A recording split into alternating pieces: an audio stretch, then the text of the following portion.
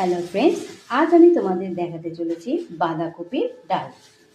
তার জন্য যা যা উপকরণ নিয়েছি তা হলো খানিকটা পরিমাণ মুগ ডাল, একটা তেজপাতা, একটা শুকনো লঙ্কা, খানিকটা পরিমাণ মটরশুঁটি, কিছুটা আদা বাটা আর কিছুটা বাঁধাকপি কোচানো।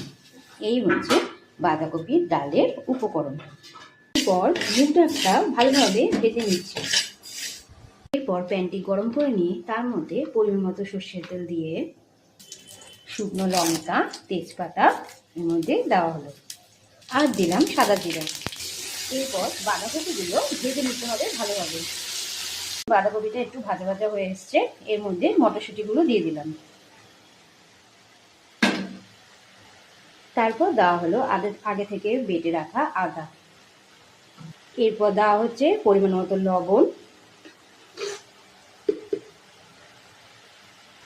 স্বাদ মতো চিনি আর একটা কাঁচা লঙ্কা দিয়ে দেওয়া হলো। আমরা ঝাল কম খাই তাই একটা দিয়েছি, আপনারা যদি বেশি ঝাল খান তো বেশি লঙ্কা দেবেন। এরপর দেওয়া হলো হলুদ গুঁড়ো। সবকিছু দেওয়ার পর ভালোভাবে নাড়াচাড়া করে নিতে হবে। দেখতে পাচ্ছেন বাঁধাকপিটা প্রায় কষানো হয়ে এসছে।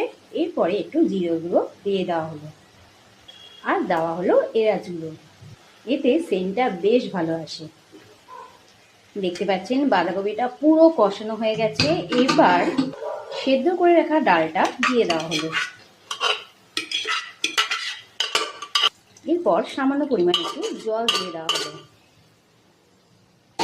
দেখতে পাচ্ছেন আমাদের বাঁধাকপির ডাল পুরো কমপ্লিট। খুবই সুস্বাদু এই রেসিপিটা।